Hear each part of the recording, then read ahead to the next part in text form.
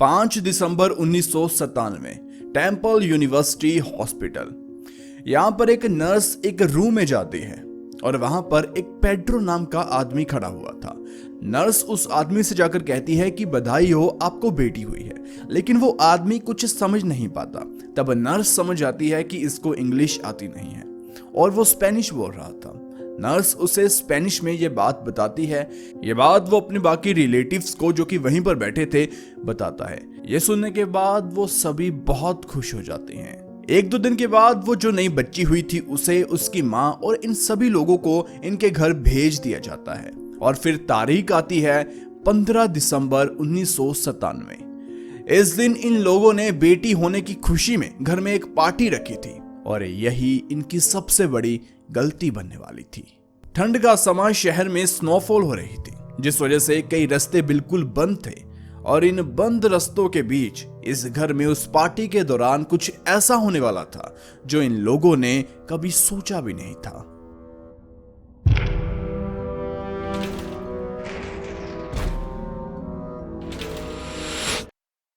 स्वागत है आप सभी का वन एम शो पर। अब कहानी को थोड़ा शुरू से शुरू करते हैं।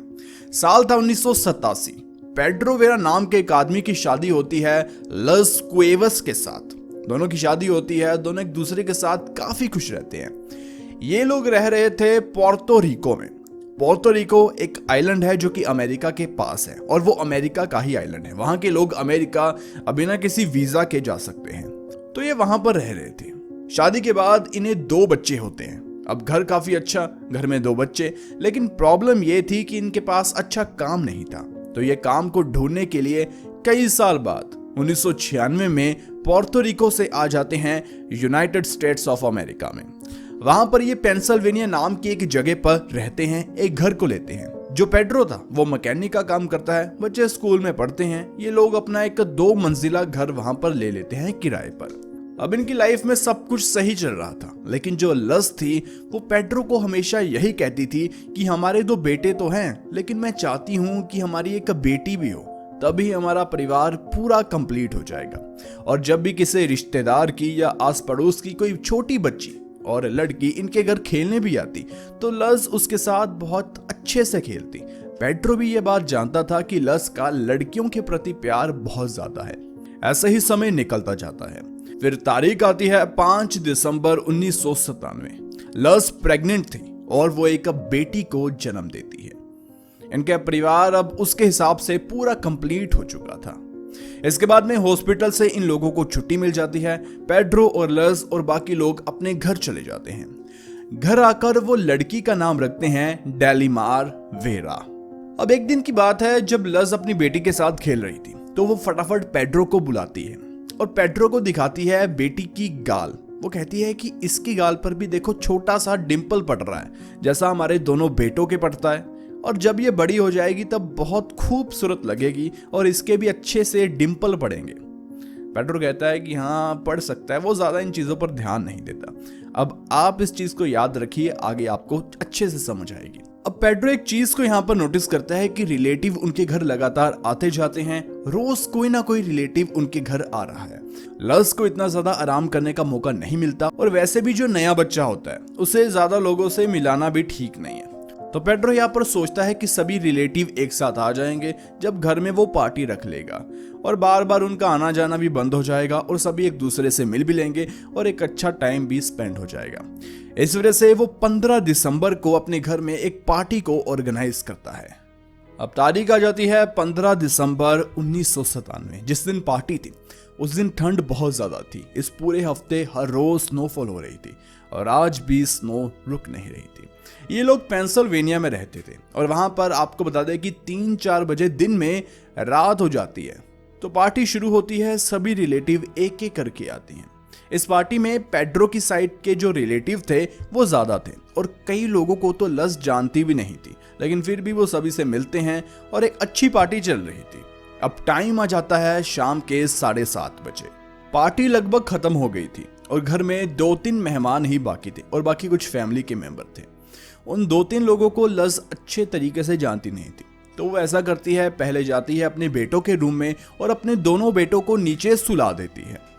और उसके बाद में वो ऊपर जाती है और अपनी जो नई बच्ची थी डेलेमार उसे भी सुला देती है और छत पर ही उसका रूम था और उसी रूम में लस और पेड्रो भी सोते थे। जब बेटी अच्छे तरीके से सो जाती है तो लस नीचे वापस आती है और घर की साफ सफाई करना शुरू कर देती है, क्योंकि पार्टी में से कचरा भी काफ़ी ज़्यादा फैल गया था और वैसे भी काफ़ी काम होते हैं ऐसे फंक्शन के बाद।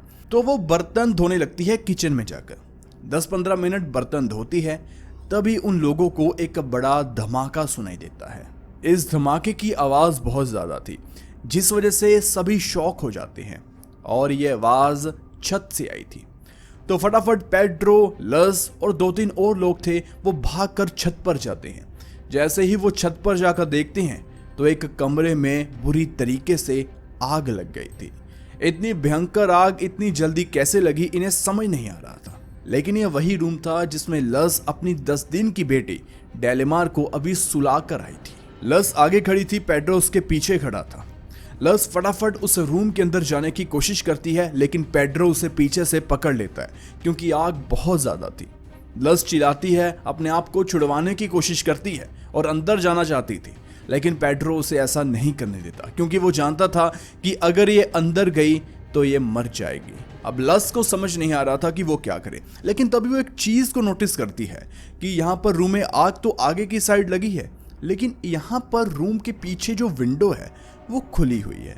वो सोचती है कि ये पॉसिबल कैसे है। अभी 10-15 मिनट पहले वो अपनी बेटी को ऊपर छत पर सुलाकर आई थी, तब ये विंडो बंद थी और वैसे भी सर्दियों में विंडो तो कई महीने वहां पर बंद रहती थी, तो ये अचानक से विंडो कैसे खुल गई।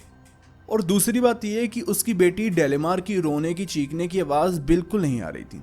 खैर फटाफट से पेड्रो लस को नीचे लेकर जाता है और बाद में घर से बाहर ले आता है, क्योंकि घर के अंदर रहना भी सेफ नहीं था। अब यहाँ पर आग के धुएं की वजह से और बाकी शोर की वजह से आस पड़ोस के लोग भी बाहर आ जाते हैं और पूरी बात को समझते हैं कि छोटी बच्ची ऊपर रूम में है। वो फटाफट से ऊपर जाने की कोशिश करते हैं। कई लोग उस विंडो के जरिए ही उस रूम के अंदर जाने की कोशिश करते हैं, बाहर से सीढ़ी लगाकर, लेकिन वो कामयाब नहीं हो पाते क्योंकि आग बहुत ज़्यादा अब फैल चुकी थी और सभी लोग ये मान चुके थे कि वो छोटी बच्ची अब तक मर गई होगी और इस वजह से कोई ज़्यादा रिस्क लेता नहीं। और तब तक पड़ोसियों ने फायर ब्रिगेड को भी कॉल कर दिया था और वो भी आ गई थी।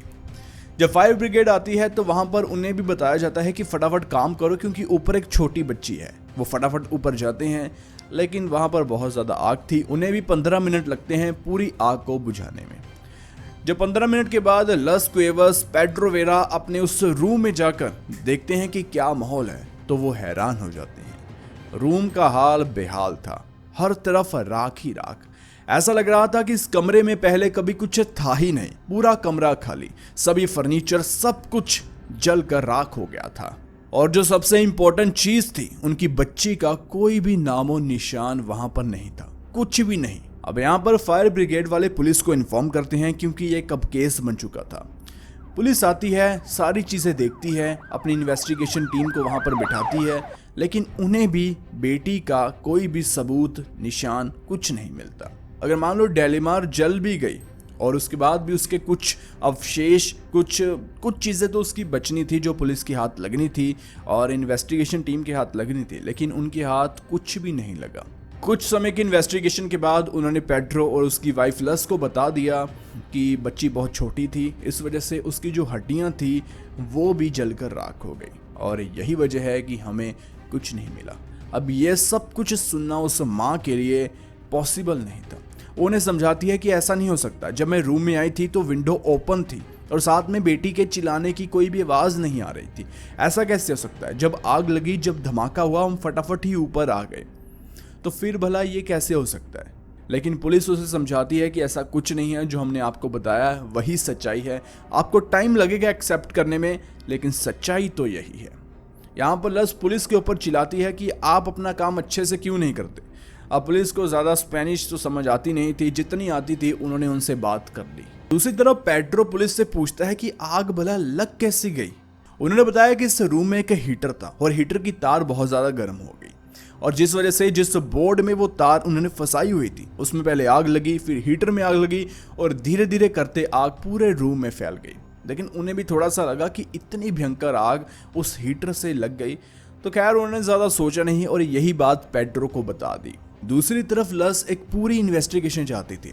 उसे लग रहा था कि पुलिस बस केस को क्लोज करना चाहती है, अच्छे से इन्वेस्टिगेशन नहीं कर रही। वो चाहती थी कि अच्छे से डीएनए तो कम से कम चेक हो कि बच्ची यहाँ पर थी, राख में से उसका डीएनए मिला, कुछ भी।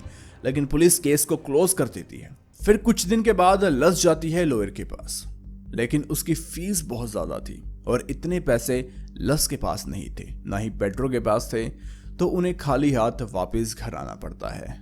अब उस आग वाली घटना के बाद लस की लाइफ पूरी तरीके से चेंज हो गई थी। वो हमेशा अपने रूम में अकेली बैठी रहती, किसी से कुछ बात नहीं करती, रूम की लाइट बंद, चुपचाप अपने कमरे में बैठी रहती। सभी उसे समझाते कि कुछ नहीं, कोई बात नहीं, जो भगवान ने सोचा था वो हो गया, अब हम क्या कर सकते हैं। लेकिन लस कहती है कि मेरी बेटी जिंदा है, मुझे पता है कि वो जिंदा है, आप लोग मानो या ना मानो। अब उन्हें लगा कि माँ की ममता है, माँ का प्यार है। उन्होंने भी प्यार से समझाया, कोई बात नहीं, समय के साथ लस ठीक हो जाएगी। लेकिन समय ऐसे ही चलता गया। देखो, मुश्किल समय में आपका पार्टनर ही आपका सहारा होता है। पेड्रो भी लस को समझाता है, उसे संभालता है। उसे पता था कि लस बहुत तकलीफ में है। वो उसे कहता है कि कोई बात नहीं, समय के साथ सब कुछ ठीक हो जाएगा। लेकिन ऐसे ही करते करते 2 से 3 साल निकल जाते हैं। अब पेड्रो भी तंग आ चुका था। वो भी लस को पागल समझने लगता है। लस दिन से लेकर रात तक सिर्फ एक ही बात कहती थी कि मेरी बेटी डेलेमार जिंदा थी और आज भी जिंदा है। पेड्रो और उसके बाकी रिश्तेदार, उसकी फैमिली वाले समझाते हैं कि बेटा तुम इस बात को क्यों नहीं मान रही। लेकिन लस हमेशा उनसे बात करना या तो बंद कर देती या हमेशा यही कहती कि तुम लोग झूठ बोल रहे हो, तुम्हें कुछ नहीं पता, मुझे पता है कि डेलेमार जिंदा है। ऐसे ही करते करते साल 2002 में इनके रिश्ते बहुत खराब हो जाते हैं और पेड्रो और लस का डिवोर्स हो जाता है। लस की लाइफ पहले ही बहुत खराब चल रही थी कुछ सालों से, लेकिन डिवोर्स के बाद उसकी लाइफ और भी ज्यादा खराब हो जाती है। देखो, पेड्रो और लस का डिवोर्स भले ही हो गया था, लेकिन फिर भी वो एक दूसरे से अच्छे से मिलते थे। पेड्रो हमेशा 2 बच्चे जो कि लस की कस्टडी में थे उनसे मिलने आता, हर हफ्ते मिलने आता। और उनका जो परिवार था, पेड्रो का और लस थी, वो एक दूसरे से बहुत अच्छे से प्यार से बात करते थे और मिलते जुलते रहते थे। बस पेड्रो और लस एक घर में रहना बंद कर दिए थे और अलग अलग रहते थे। अब ऐसे ही करते करते साल 2004 आ जाता है। 23 जनवरी 2004 सुबह सुबह लस उठती है, तभी उसे एक फोन कॉल आता है और फोन था पेड्रो की बहन एवलिन का। वो उससे ऐसे ही बातचीत करने लगती है, इधर उधर की बातें करती हैं। तब एवलिन उसे बताती है कि कल मेरे बच्चे का बर्थडे है और घर में पार्टी है, तो तुम जरूर आना। तो लस कहती है हाँ कोई बात नहीं, मैं कल आ जाऊंगी। अब अगले दिन 24 तारीख को लस तैयार होकर अपने बच्चों के साथ उस पार्टी में जाती है। वहां पर बहुत ज्यादा रिश्तेदार उसे मिलते हैं और कुछ लोगों को तो वो उस पार्टी की रात के बाद आज देख रही थी, क्योंकि उसके बाद लस ने मिलना जुलना भी बहुत कम कर दिया था। सभी लोग खाना खाते हैं, तब वहां पर कुछ बच्चे खेल रहे थे। लस उन्हें देखने लगती है।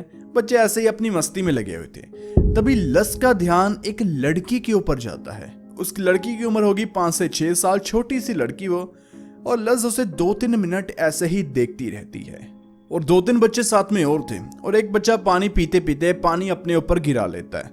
अब उसे देखकर बाकी बच्चे ऐसे ही हंसने लगते हैं। तो लस देखती है उस लड़की की तरफ, और जब वो लड़की हंसती है तो उसकी गाल पर भी वैसा ही डिंपल पड़ रहा था जैसा लस के 2 बेटों को पड़ता है। यह देखकर लस का दिल जोर जोर से धड़कने लगता है और उसे समझ नहीं आ रहा था कि यह सब कुछ क्या है। अब लस का ध्यान पूरा उस लड़की के ऊपर था और साथ में एक औरत बैठी हुई थी। लस की कुछ रिश्तेदार थी, वो उससे पूछती है कि ये लड़की किसकी है। तब वो आंटी उसे बताती है कि ये लड़की तो कैरोलिन की है। अब लस को कैरोलिन के बारे में पता नहीं था, तो वो पूछती है कि कैरोलिन कौन है। तो आंटी एक इशारा कर बताती है कि वो कैरोलिन है। उस औरत को देखकर लस को एक ऐसी चीज याद आती है जो कि इतने साल अपनी बेटी के बारे में बार बार सोचने पर भी उसे याद नहीं आई। उस पार्टी की एक छोटी सी झलक उसे याद आती है। दरअसल जब उस रात लस अपने किचन में थी, तभी मेन डोर की रिंग कोई बजाता है। लस उसे खोलने जाती है। दरवाजे पर कैरोलिन होती है। वो लस को कहती है कि मेरा बैग अंदर रह गया है और मैं उसे लेकर आती हूँ। और कैरोलिन का बैग 1st फ्लोर पर पड़ा हुआ था और उस समय ऊपर छत पर कैरोलिन के अलावा और कोई नहीं था। कैरोलिन आती है और बैग लेकर चली जाती है और उसी के 5-7 मिनट के बाद एक धमाका होता है। अब लस को सभी चीजें समझ आ रही थी, लेकिन वो ये भी जानती थी कि लोग मेरी बात नहीं मानेंगे और कहीं ना कहीं उसे ऐसा भी लग रहा था कि शायद वो कुछ ज़्यादा ही सोच रही है, ऐसा कुछ हुआ नहीं होगा। लेकिन फिर भी उसे अब कुछ ना कुछ गड़बड़ तो लग रही थी। उसे ऐसा लग रहा था कि कैरोलिन ने उसकी बेटी को चुरा लिया, लेकिन ऐसे सबके सामने वो कह नहीं सकती थी। और दूसरी बात वो ये सोचती है कि मान लो कैरोलिन ने उसकी बेटी डेलेमार को चुरा लिया, लेकिन उसी दिन उसे हीटर में आग लग जाना, ये कैसे सब कुछ पॉसिबल है। और अगर ये बात वो वाकियों को बताएगी कि कैरोलिन ने उसकी बेटी को चुराया तो सभी उसे पागल कहेंगे, उसे कुछ भी समझ नहीं आ रहा था। फिर लस थोड़ा सा शांत होकर बैठती है तो उसे एक चीज याद आती है। लस ने इस पार्टी में एक चीज को नोटिस किया था कि जो भी लोग यहाँ पर आए थे वो अपने बच्चों को लस से दूर करते थे और एक अजीब तरीके से बिहेव कर रहे थे लस के साथ। उसे दिल से बुरा तो लग रहा था, तो वो देखती है कि कैरोलिन वहां पर नहीं है और बाकी लोग भी वहां पर नहीं है, तो वो फटाफट उस लड़की के पास जाती है और वहां पर जाकर वो उससे बातचीत करना शुरू कर देती है। वो उससे उसका नाम पूछती है तो वो नाम बताती है लड़की आलिया हर्नांडेज। तो लस समझ आती है कि ऐसा तो नहीं है कि बच्ची चुरा कर उसका नाम डेलीमार ही रख दिया जाएगा। तो वो कहती है अच्छा ठीक है। तो उसे एक शो याद आता है जो कि वो अक्सर देखा करती थी। उसमें एक ऐसा सीन था जब एक बाप बेटे का पता लगाना था तो एक डीएनए टेस्ट होता है जिससे पुलिस बेटे के बालों को लेकर चेक करती है और पता चल जाता है कि इसका बाप यही आदमी है। तो डीएनए टेस्ट के बारे में उसे पता था कि अगर मैंने इस लड़की के बाल ले लिए तो पता चल जाएगा कि फादर कौन है मदर कौन है। अब बच्ची के बाल भला वो कैसे ले सकती थी, तो उसे एक आइडिया आता है। वहां पर एक पास में एक च्युइंगम पड़ी हुई थी। वो क्या करती है, ऐसे ध्यान से चुपके से उस लड़की के बालों पर वो च्युइंगम लगा देती है और 1-2 मिनट के बाद कहती है कि अरे तुम्हारे बालों पर तो च्युइंगम लगी हुई है। और च्युइंगम को ऐसे निकालने के चक्कर में वो 2-3-4-5 बाल भी उस लड़की के खींच लेती है साथ में और बाद में उस लड़की को बाय बोलकर दूर हो जाती है उस लड़की से और एक टिश्यू लेकर उस बालों को और उस च्युइंगम को अपने बैग में डाल लेती है। और बाद में वो लड़की के ऊपर बिल्कुल ध्यान नहीं देती क्योंकि वो नहीं चाहती थी कि कैरोलिन को या बाकियों को शक हो कि लस और इस लड़की के बीच में कुछ बात हुई या कुछ भी। इस वजह से वो वहां पर कुछ ही समय बिताती है और फटाफट पार्टी में सबको बाय बोलकर वहां से चली जाती है। अब घर आकर लस को समझ नहीं आ रहा था कि वो क्या करे। उसे नहीं पता था कि डीएनए टेस्ट कहां पर होता है और उसे ये भी डर था कि कहीं इसमें ज्यादा पैसे तो नहीं लगेंगे और इतने पैसे उसके पास थे नहीं। और वो सोचती है क्या मैं पुलिस के पास जाऊं, क्या मैं कोर्ट में जाऊं, मैं क्या करूं। लेकिन एंड में वो पुलिस के पास जाती है। जब वो पुलिस स्टेशन जाती है वहां पर पुलिस वाले उसे जानते थे क्योंकि लस कई बार अपनी रिक्वेस्ट लेकर रोते रोते पुलिस स्टेशन गई थी कि आप इन्वेस्टिगेशन करो, मेरी बेटी का कुछ पता करो, वो भी जिंदा है। लेकिन वो लोग कहते हैं कि ये माँ की ममता है, बेचारी दुख में है। वो भी उसे सहारा देते थे और कहते थे कि हम ऐसे कुछ कर नहीं सकते। लस उन्हें पूरी कहानी बताती है कि पार्टी में एक लड़की को मैं मिली और वो सेम मेरी बेटी की तरह दिखती है। अब पुलिस वाले जानते थे कि इसकी बेटी तो 10 दिन की उम्र में ही मर गई, तो भला शक्ल तो बच्चे की बदलती रहती है। तो वो पुलिस को बताती है कि मैंने इसे बाल लिए लड़की के और मैं चाहती हूँ कि आप डीएनए टेस्ट करो। तो पुलिस वाले साफ साफ मना कर देते हैं और कहते हैं कि डीएनए टेस्ट कोर्ट की परमिशन के बिना ऐसे हो नहीं सकता और आप भी ऐसे बच्ची के बाल ले नहीं सकते। और दूसरी बात, कोर्ट से अगर कोई परमिशन, कोई ऑर्डर नहीं मिलेगा तो हम भी कोई इन्वेस्टिगेशन इसके ऊपर नहीं कर सकते हैं और डीएनए टेस्ट तो दूर की बात। अब लस के पास ऑप्शन था कोर्ट केस करने का, लेकिन उसके पास ना लॉयर को देने को पैसे थे, कुछ भी नहीं था। अब उसके पास कोई भी ऑप्शन, कोई चारा, कोई रास्ता नहीं था कि वो आगे क्या करे। अब लस ये सारी बात पेड्रो को बताती है और उसकी फैमिली को बताती है जो जो उसके आसपास थे। तो उन्होंने कहा कि तुम पागल हो क्या, ऐसे भला हमारी बेटी कोई क्यों चुराएगा। अब लस एक बात समझ गई थी कि उसकी प्रॉब्लम का हल पैसा है। तो वो सोचती है कि पैसा कैसे आए, मैं क्या बेचूं, क्या करूं। तभी उसका एक दोस्त उसे बताता है कि देखो हमारे यहाँ पर एक पॉलिटिशियन है हमारे एरिया के और वो बहुत अच्छे आदमी हैं और वो तुम्हारी मदद तो ज़रूर करेंगे। उनका नाम है एंजल क्रूज।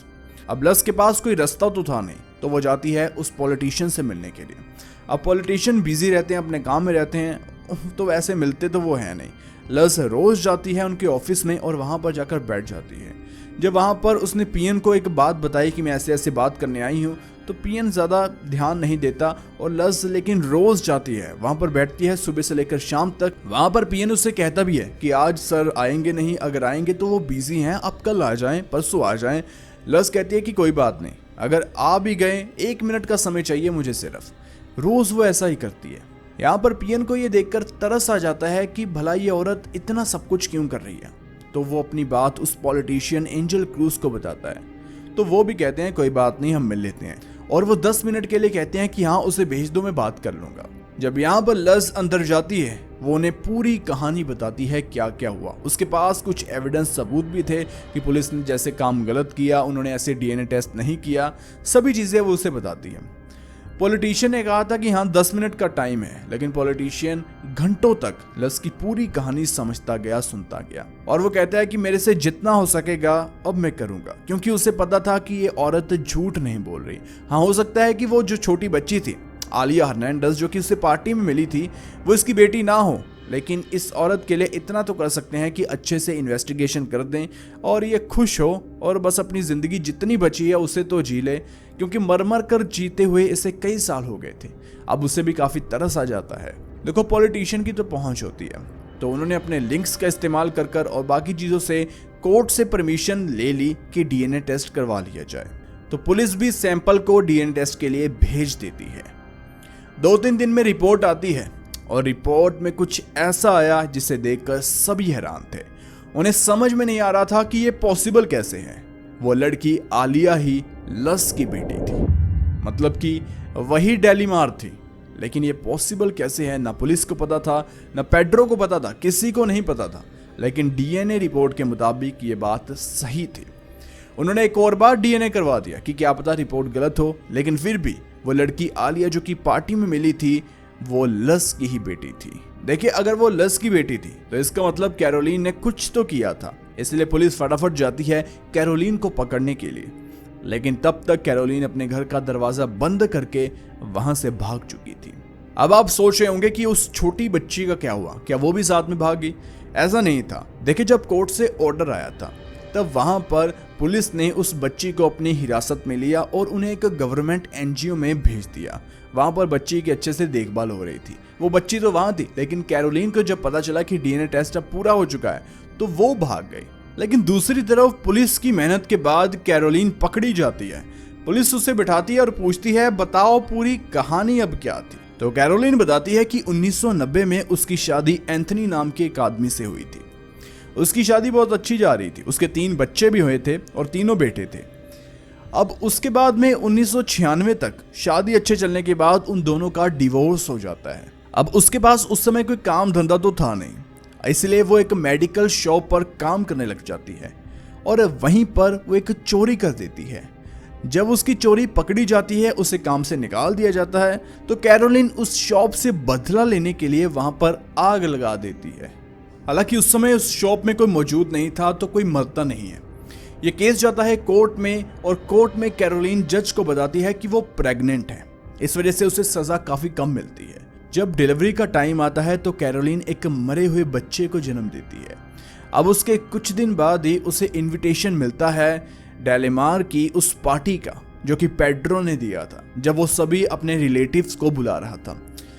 तो दरअसल ये पेड्रो की एक दूर की कजन लगती थी, इस वजह से जो लस थी इसे अच्छे से जानती नहीं थी और पेड्रो भी मिलता जुलता था, लेकिन वो भी इन्हें अच्छे से जानता नहीं था। उस दिन पार्टी में कुछ ऐसा हुआ जब घर में बहुत कम लोग रह गए थे और कैरोलीन वापस अपना बैग लेने के लिए ऊपर गई थी।